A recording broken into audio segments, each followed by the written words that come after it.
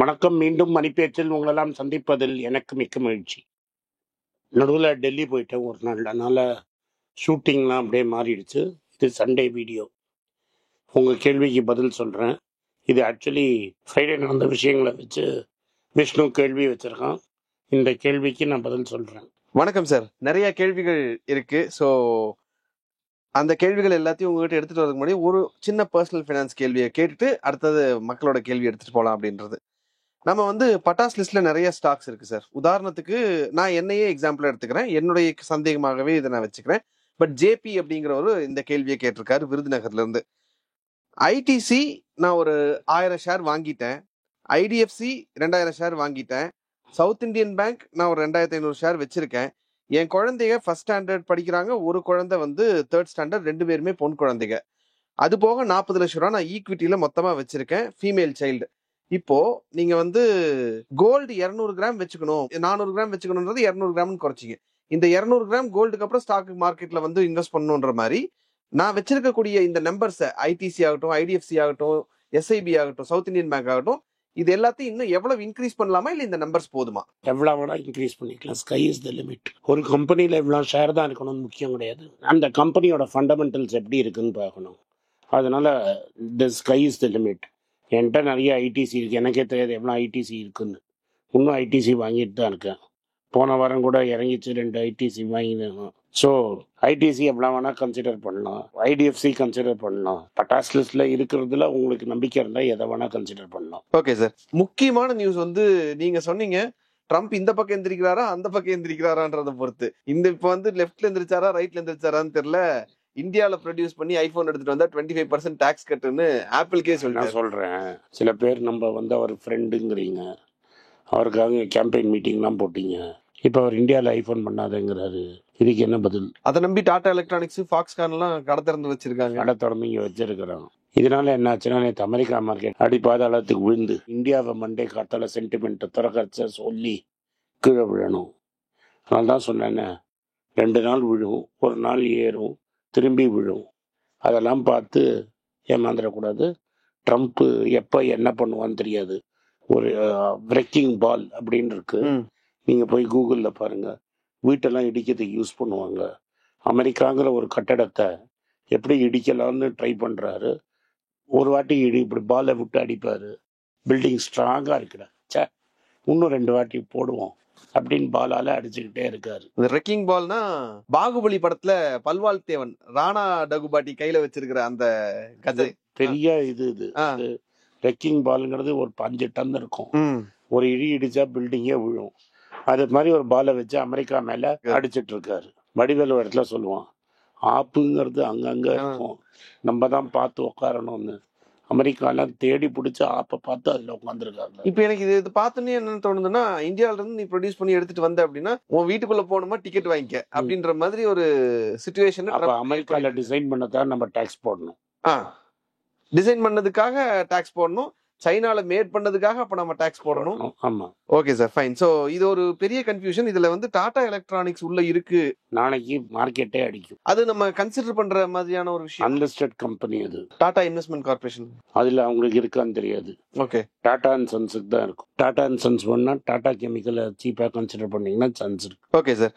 இன்னைக்கு நிறைய கேள்விகள் வந்திருக்கு. அதுல ஐடிசி ரிசல்ட்ஸ் வந்திருக்கு. 19,807 கோடி ரூபாய் அவங்களுக்கு ப்ராஃபிட். அதுல ஒரு பெரிய கேம் இருக்கு. 15,000 சொச்சம் கோடி one time gain total business. But இதுல ஆக்சுவலி என்னன்னா, அதை எடுத்துட்டீங்கன்னா ப்ராஃபிட்டை குறைச்சிருக்காங்க. ஆக்சுவலா 2% 3% தான் ப்ராஃபிட் குறைஞ்சிருக்கணும். மற்ற வேண்டாதெல்லாம் நிறைய ரைட் ஆஃப் பண்ண வேண்டியது இருக்கும். இந்த ஒன் டைம் கெயின்ல மறைக்கிறதுக்கு நிறைய ரைட் ஆஃப் பண்ணி, இந்த ரைட் ஆஃப் எடுத்து பார்த்துட்டீங்கன்னா 20% கிட்ட ப்ராஃபிட் கம்மியாக இருக்கும். அது அவங்க what they had to write off, இந்த சான்ஸ் யூஸ் பண்ணி ரைட் ஆஃப் பண்ணிட்டாங்க. ₹7.85 டிவிடெண்ட் கொடுத்துருக்காங்க. ஒரு டேட்டும் கொடுத்துருக்காங்க என்னி கிடைக்கும்னு. இதுக்கு முன்னாடியே பணம் கொடுத்துட்டாங்க. ஸோ 14 சொச்சம் உங்களுக்கு டிவிடெண்ட் இந்த வருஷம். அதை தவிர உங்கள்கிட்ட 100 ஷேர் இருந்ததுன்னா 10 ஷேர் ஐடிசி ஹோட்டல் இருக்கும். அந்த ஐடிசி ஹோட்டலும் ஒரு இன்ட்ரம் டிவிடெண்ட் கொடுத்துருக்காங்க. ஸோ ஆக மொத்தம் ஐடிசி இந்த வருஷம் நம்மளுக்கு நல்ல வேலையை செஞ்சிருக்குது. இந்த லேட் யோகி தேவேஸ்வருக்கு நம்ம நன்றி சொல்லணும். பஃபட் எப்படி சார்லி மங்கர் தான் ஆர்கிடெக்ட்னு சொன்னாரோ, ஐடிசியோட ஆர்கிடெக்ட் யோகி தேவேஸ்வர். அன்ஃபார்ச்சுனேட்லி யோகி தேவேஸ்வர் நம்மளோட இல்லை இன்னைக்கு. சஞ்சீவ் பூரி கம்பெனி நடத்திட்டு இருக்காரு. இங்கேருந்து ஒரு 20 வருஷம் கழிச்சு தான் சஞ்சீவ் பூரியோட லெகசி நம்மளுக்கு தெரியும். அது வரைக்கும் இது யோகி தேவேஸ்வரோட ஐடிசி. அவர் இறக்கத்துக்கு ஒரு 6-7 மாசத்துக்கு முன்னாடி அவர்கிட்ட இருந்த சில ஸ்டாக்கை விற்று ஃபேமிலியை செட்டில் பண்றதுக்கு ஒரு வீடு வாங்கினாரு டெல்லியில. அப்போ சில தேவைப்படாத அனலிஸ்ட்லாம் என்ன சொன்னாங்கன்னா, யோகி தேவேஸ்வருக்கே ஐடிசியில நம்பிக்கை இல்லை, அப்போ நம்ம மற்றவங்கலாம் என் ஐடிசியை நம்பணும்னு. அந்த சமயத்தில் நான் ஐடிசியை நாமினேட் பண்ணியிருந்தேன். ஒரு மனுஷன் சாக போறான்னு அவனுக்கு தெரியும் கேன்சர்ல, ஃபேமிலிக்கு ஒரு வீடு வாங்கினா இப்படி எல்லாம் பேசுறவங்கள நம்ம அனலிஸ்ட்னு சொல்லிட்டு இருக்கிறோம். இந்த விஷயத்தை இந்த நேரத்தில் சொல்லணும். All the investors have been duly rewarded. இந்த வருஷம் மட்டும் 14 ரூபா 35 காசு. 100 ஷேருக்கு 10 ஷேர் கிடைச்சிருக்கும். அந்த 10 ஷேருக்கு இன்னைக்கு தனியா விலை 2000 ரூபா. அதுக்கு ஒரு டிவிடெண்டும் கிடைச்சிருக்கு. சார், அந்த ஐடிசி ஹோட்டல்ஸ்ல டிவிடெண்ட் வந்தது நான் தேடி பார்த்தா எனக்கெல்லாம் வந்த மாதிரி தெரியல சார். கரெக்டா அந்த 10 இருந்திருக்கு. அது எனக்கு ஓகே, எக்ஸ்ட்ரா இருந்ததுக்கு கேஷ் கொடுத்துருப்பாங்க. Okay sir, fine. ஸோ அந்த ஒரு சந்தேகம் நிறைய பேர் கேட்டிருந்தாங்க சார். அடுத்தது Sun Pharma Q4 results. Net profit 19% விழுந்திருக்கு. அந்த அதர் சைடு அவங்க யூஎஸ்ல இருக்கக்கூடிய ஒரு ஃபார்மா கம்பெனியை 25 மில்லியன் இன்வெஸ்ட் பண்றாங்க. ஆல்ரெடி அதில் இன்வெஸ்ட் பண்ணிருக்காங்க. இன்னொரு 25 மில்லியன் இன்வெஸ்ட் அவங்க ஒரு கம்பெனியை, ஃபேமஸ் இஸ்ரேலி கம்பெனியை கம்ப்ளீட்டா வாங்கிட்டாங்க. ஸோ இதுக்கு classical Dilip Shanghvi acquisition strategy. நீங்க கேட்ட இன்னொரு 19% ஃபால் போன வருஷம் இந்த குவார்டர்ல ஒரு எக்ஸப்ஷனல் கெயின் இருந்தது. அந்த எக்ஸப்ஷனல் கெயினை தள்ளிட்டீங்கன்னா இந்த வருஷம் ஆக்சுவலா குவார்டர் ஆன் குவார்டர் 15% கெயின் இருக்கும். மார்க்கெட் இதை 4% அடிச்சிருக்கு இந்த ஸ்டாக்கை. உங்களுக்கு வேணும்னா ஆசைக்கு கன்சிடர் பண்ணிக்கலாம். பட் மெயின் கன்சிடரேஷன் உங்களது நாட்கோ அண்ட் டாக்டர் ரெட்டியா இருக்கணும். ஜைடஸ் லைஃப் சயின்சஸும் இருக்கணும். இது pharma based. Okay sir. Swiggy ஒரு நியூஸ் வந்திருக்கு சார், கொஞ்சம் இன்ட்ரெஸ்டிங்கா இருந்தது. ஸோ அதனால உங்ககிட்ட அதை கேட்கணும்னு நினைச்சேன். இன்ஸ்டாமார்ட்ல அவங்க செய்யக்கூடிய ஒவ்வொரு 100 ரூபாய்க்கு சேல்ஸ்லயும் 18 ரூபா லாஸ் பண்றாங்க. இது எதிர்பார்த்தது தான். நான் உங்கள்கிட்ட ரொம்ப நாள் முன்னாடியே சொல்லிட்டேன். அதே மாதிரி ஃபுட் ஆர்டரும் இதுக்கு மேல ஏறாது. ஈக்விட்டி ரொம்ப போட்டாச்சு. ரெண்டும் இழுத்து காட்ரேஜ் லவத்தால் போட்டு போட வேண்டிய கம்பெனி. உடனே என்கிட்ட எட்டர்னலை காட்டுவாங்க. எட்டர்னல் என்னன்னா முன்னாடியே பப்ளிக் இஷ்யூ போட்டான், அப்புறம் QIP வாங்கினான். QIP உங்க மியூச்சுவல் ஃபண்டு தான். அதெல்லாம் போட்டவன் தலையில வெள்ளத்துண்டு. நான் ஒரு வாட்டி பழைய வீடியோவில் பார்த்தீங்கன்னா டைட்டனோட வேல்யூவேஷன் அதோட வேல்யூவேஷன் கம்பேர் பண்ணி சொல்லியிருந்தேன். டைட்டன் மாதிரிலாம் ரிட்டர்ன் இது கொடுக்காது. எப்போ காட்ரேஜ் போட்டு போடுறதுங்கிறது தான் கேள்வி. ஏன்னா இன்ஸ்டாமார்ட்ல இவங்களெல்லாம் கம்பீட் பண்ண முடியாது. டாட்டாஸு, ரிலையன்ஸு, அமேசான், வால்மார்ட்டும் இறங்குவான். இவங்க தான் அல்டிமேட் வின்னராப்பான். இது ப்ராஃபிட்டபிள் மாடல் இல்ல. 10 நிமிஷம் வராட்டா பரவாயில்ல, 1 டே வெயிட் பண்றதுக்கு மக்கள் ரெடியா இருப்பாங்க. Okay sir, done. Bajaj auto majority stake KTMல வாங்குறதுக்கு நான் சொன்னேன், டிசைட் பண்ணிட்டாங்க. இந்த நியூஸ் ஒரு வாரத்துக்கு முன்னாடி நான் உங்ககிட்ட சொன்னோன்னே அவங்ககிட்ட தான் கையில பணம் இருக்கு, ஏன் லோனுக்கு போறாங்க அப்படின்றத உங்களோட ரியாக்ஷனா இருந்தது. பட் இப்போ கிளியரிட்டி ஆயிடுச்சு. 23rd மேக்குள்ள அந்த பணத்தை கட்டணுங்கிறதுனால அதுக்கு லோன் போய் கேரண்டி இவங்க போட்டாங்க. They have infused cash. Over period of time இதை ஃபுல்லா ரைட் ஆஃப் பண்ணுவாங்க. இது எது மாதிரி மூவ்மெண்ட்னா டாடா JLR முழுகிற மாதிரி ஈக்குவலான மூவ்மெண்ட். இந்த பைக் KTM பைக்ஸ் அவங்க வாங்கியிருக்கிறது வேர்ல்டுல இருக்கிற சூப்பர் பைக்ஸ் ஃபுல்லாவே KTM. இந்தியாலேயும் அவங்க இன்வெஸ்ட் பண்றாங்க. நம்ம எல்லாம் என்ஃபீல்ட கொண்டுறோம். இது என்ஃபீல்டோட இது மெர்சிடிஸ் பென்ஸ் ஆஃப் பைக்ஸ். அதை இந்தியன் கம்பெனி ஃபுல்லா வாங்கிடுச்சுங்கிறது ஒரு பெரிய பெருமை. Right sir. இது ஏன் இந்த கேள்வி இப்ப நான் கேட்டேன் அப்படின்னா, இந்த நியூஸை நான் சொன்னோன்னே டக்குன்னு நீங்க அந்த கேள்விதான் கேட்டீங்க. இது நீங்க எங்களுக்கு கொடுக்குற எக்ஸ்பிளனேஷன்ல பஜாஜ் உங்களுக்கு கொடுத்திருக்கிற எக்ஸ்பிளனேஷன் மாதிரி தான் இந்த நியூஸை நான் பார்த்தேன். ஆனா இந்த நியூஸை நீங்க பார்த்துன்னு டக்குன்னு எப்படி அந்த நாட்டை தொட்டீங்க அப்படிங்கிறது. ஏன்னா நீங்க கேட்ட ஒரே கேள்வி, இவன் கையில பணம் வச்சிருக்கும் போது ஏன்டா அவன் போய் கடன் வாங்க போறான், அதுக்கு மட்டும் பாரு அப்படின்னு இவ்வளவுதான் நீங்க அதுல கேட்டீங்க. இல்ல நாங்களே வாங்குறோம் அப்படின்னு அவன் முடிச்சிட்டான். சோ உங்க கேள்விக்கு பஜாஜ் கிட்ட இருந்தே பதில் வந்த மாதிரி தான் எனக்கு இது தோணுது. அந்த நாட்டை நீங்க எங்க பிஞ்ச் பண்றீங்க? ஏன்னா எனக்கு கம்பெனியை 50 வருஷமா தெரியும். உனக்கு ஜமன்லால் பஜாஜ் யாருன்னு தெரியலன்னா நீங்க இதை கத்துக்க முடியாது. ஜமன்லால் பஜாஜ் உங்களுக்கு தெரியும்னா நீ ஹிஸ்டரியை படிச்சிருக்கணும். Right sir. அசோக் ஹிந்துஜா, இண்டஸ்இண்ட் பேங்க்ல நடந்திருக்கக்கூடிய பிரச்சனைகள் எல்லாம் எஸ் ஓகே, இது எங்களுக்கு புதிய விடியல், நாங்க நம்பிக்கையை விடாம இருக்கோம் அப்படின்னு சொல்லி அசோக் ஹிந்துஜா சொல்லிருக்காங்க. உங்கள்கிட்ட ஃபர்ஸ்ட்ல இருந்து சொன்னது மேனேஜ்மெண்ட்டை காலி பண்ணுவாங்க, ரைட்டா லாஸை ரைட் ஆஃப் பண்ணுவாங்க, காசு வேணா இறக்குவோம், புது ஆளை போட்டுருவான்னு.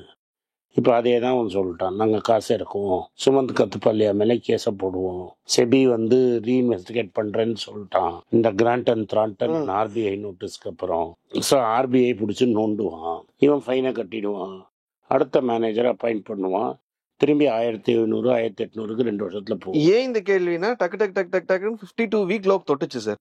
அது ஒரு 1.5 மாசம் கேப்ல பார்த்தா 52 வீக் லோன்ல இருந்து 200 ருபீஸ். இப்ப நான் என்ன கேட்கிறேன், இப்ப வந்து ஒரு பேங்க்ல வந்து ஒரு சேர்மன் 7 கோடிக்கு வாங்கினார் புஸ்தகம். அதுக்கு யாராவது உங்களுக்கு எக்ஸ்பிளனேஷன் இது வரைக்கும் கொடுத்துருக்காங்களா? யூகோ பேங்க்ல ஒரு முன்னாடி இருந்த அதிகாரி மணி ஃப்ராடு கேஸ்ல தூக்கி உள்ள வச்சிருக்காங்க. அதுக்கு ஏதாவது நீங்க எக்ஸ்பிளனேஷன் கொடுக்குறீங்களா? ஒன்றும் கிடையாது. அதனால இது வந்து ஒரு பப்ளிக் பணத்தை வேஸ்ட் பண்ற இன்ஸ்டிடியூஷன் தான் இன்னைக்கு public sector banking. Okay sir. So இண்டஸ்இண்ட்ல முதலீடு பண்ணிருக்காங்க, எஸ் இன்வெஸ்டர்ஸ் முதலீடு பண்ணிருக்காங்க, அவங்களுக்கு நான் பதில் சொல்லணும் அப்படின்னு ஒரு பொறுப்பு எடுத்துட்டு ரெஸ்பான்சிபிலிட்டி எடுத்துட்டு ஒரு நிறுவனம் வந்து பதில் சொல்றாங்க. பஞ்சாப் நேஷனல் பேங்க்ல ஸ்கேம், யூனியன் பேங்க்ல ஸ்கேம், யூகோ பேங்க்ல ஸ்கேம். இதை எதுலையாவது ஒரு வாட்டி யாராவது பொறுப்புள்ள ஆள் வந்து உங்களுக்கு எக்ஸ்பிளனேஷன் கொடுத்துருக்காங்களா? இதுதான் குவாலிட்டி, இதுதான் இன்டெகிரிட்டியை டிசைட் பண்றது. Right sir. அப்படியே இந்த கேள்வியும் கேட்டுறேன் சார். யூகோ பேங்க் கன்சிடர் பண்ணலாமா அப்படின்னு கமெண்ட்ல ஒரு கேள்வி வந்திருந்தது, 2-3 கேள்விகள் வந்திருந்தது. அதுக்கு தான் இந்த சேர்த்து வச்சு பதில் சொல்லிட்டேன். Okay sir. சார் சென்செக்ஸ்ல வந்து நெஸ்லே இந்தியாவை வெளியே கொண்டு வராங்க, இண்டஸ்இண்ட் பேங்கை வெளியே கொண்டு வராங்க, ட்ரெண்ட்டையும் பாரத் எலக்ட்ரானிக்ஸ் லிமிடெடையும் உள்ள கொண்டு வராங்க. ஆமா, பாரத் எலக்ட்ரானிக்ஸ் இப்ப ஏதோ ஆர்டர் வந்திருக்குன்னு ஏறுது. லாங் டேர்ம்ல அதுவும் புட்டுக்கும். இண்டஸ்இண்ட் பேங்கை ஏன் தூக்கினாங்கன்னா அது 40% டவுன் ஆயிடுச்சு இந்த பிரச்சனைனால. நெஸ்லே வந்து ரியாலிட்டி மார்க்கெட்டுக்கு இப்பதான் புரிஞ்சிருக்கு. நந்தவனத்தில் ஒரு ஆண்டி அப்படின்னு ஒரு பாட்டு வரும், அது நீங்க போய் பார்த்தீங்கன்னா இதுல புன்னகவராலியில ரொம்ப நாளா மாலி ஃப்ளூட் வாசிச்சிருப்பாரு. அது மாதிரி தான் ஆச்சு மார்க்கெட்டுன்னு கதை.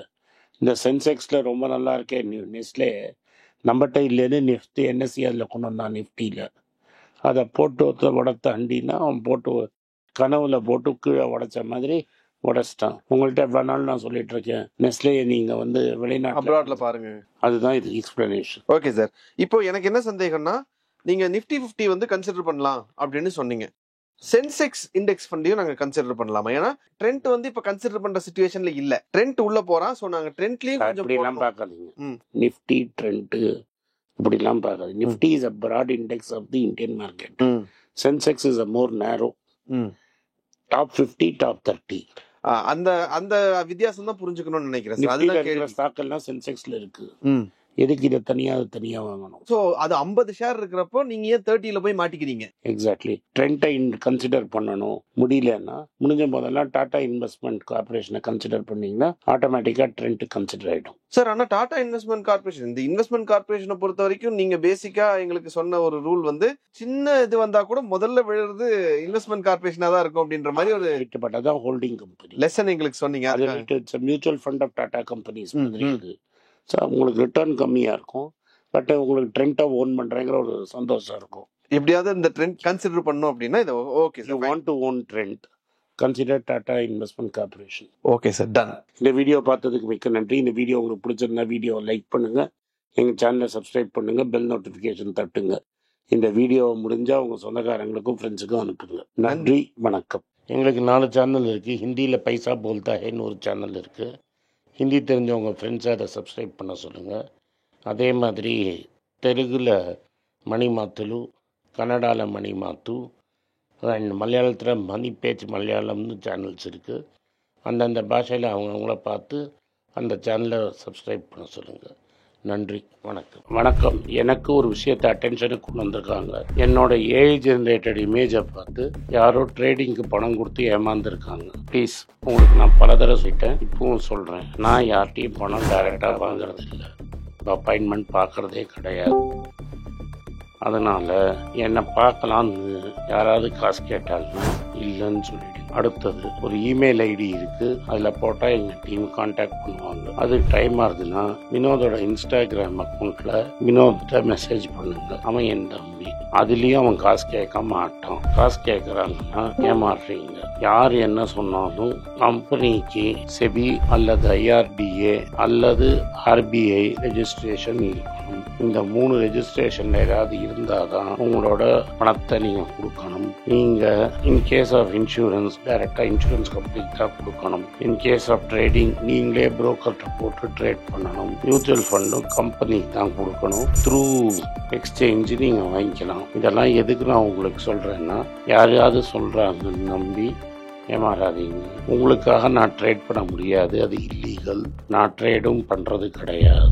அதனால் ட்ரேடிங் ப்ராஃபிட் பண்ணி தரேன்னு சொல்கிறது ஏமாத்தல். எனக்கு ட்ரேடிங் பண்ண தெரியாது. என் பேரை சொல்லி ட்ரேட் பண்ணி உங்களுக்கு ப்ராஃபிட் ஷேரிங்னா ஃப்ராடு, ஏமாற்றம். நான் யார்கிட்டையும் காசு கேட்கல, கேட்கவும் மாட்டேன்.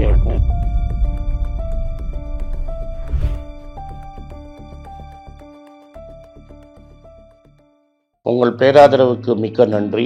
நான் டோட்டலாக 5 புஸ்தகங்கள் எழுதியிருக்கிறேன். 3 வந்து ஆங்கிலத்தில் எழுதியிருக்கிறேன். அதில் 2 தமிழாக மொழிபெயர்த்துருக்காங்க. ஸோ டோட்டலாக 5 புஸ்தகம் ஆச்சு.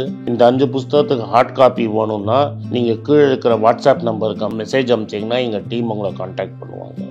இந்த 5 புஸ்தகங்களில் 3 புஸ்தகம் கிண்டலில் இருக்குது. அமேசானில் கிண்டலில் வாங்கணும்னு ஃபீல் பண்ணுறவங்க நேராக கிண்டலில் வாங்கிக்கலாம். தமிழ்லேயே யாராவது ஃபைனான்ஸ் நியூஸ் படிக்கணும்னு ஃபீல் பண்ணிங்கன்னா தயவுசெஞ்சு moneypage.com விசிட் பண்ணுங்கள்.